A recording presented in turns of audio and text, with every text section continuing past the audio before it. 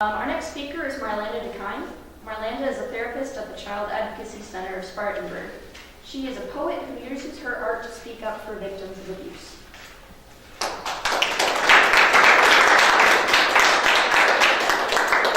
Hello, how are y'all? Good.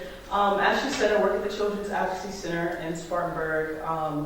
I am a program coordinator there, also a forensic evaluator, and a child therapist. So children that are victims of child sexual abuse as well as physical abuse and severe neglect, they come in, tell us their stories. We advocate for them in the courts.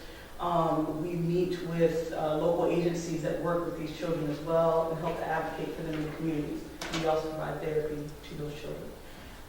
This poem that I'm going to share, I'm actually I'm a slam poet. I travel and read, and I also use my art to promote action, so artistic activism through slam poetry. So I'm going to share this poem with y'all. It is called I Met Her. I met her. The 22-year-old, the mother of 3 children. She was a mother, no longer a child.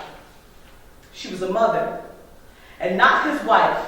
I discussed this with a dear friend of mine who believes that he should not release unprotected between thighs until he's married, yet from woman to woman he tarries, hiding his sins behind cheap latex.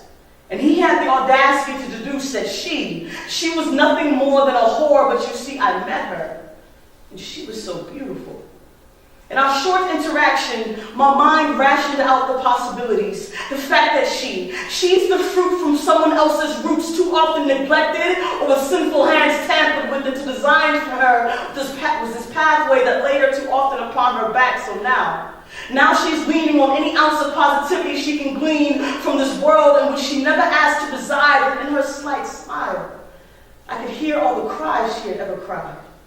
Loud, like in my childhood, my mother on bended knee begging to the Lord for relief, for she was 24 years old with her own 3 C's, memories bleeding within the dark crevices of her mind, my teenage uncle creeping inside when she was only 5, I said, and this girl's slight smile, I could hear all the cries she had ever cried. See, she's on a quest in this world for intimacy, wanting for someone into her to see that she is worth more than their judgment, more than just some healing for those 3 men, and her seeds are not to be understood as mistakes, so do not mistake their beautiful lives for misfortune. It's unfortunate that we too often decide a label for her, tuck her away cognitively like proof shoes in high school geometry, just so that we can have our rights and our wrongs, when actually, she is just beautiful.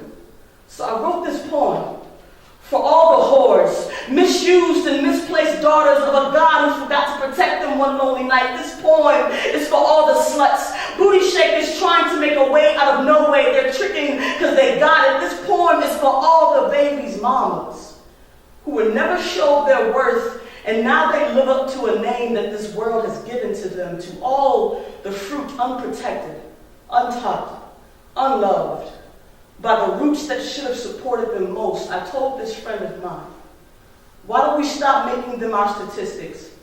We're aligning them with concepts that society's designed, open up our minds and let our hearts bleed love. For when I met her, in the youth of this 22-year-old mother's eyes, I swear I saw nothing but beauty.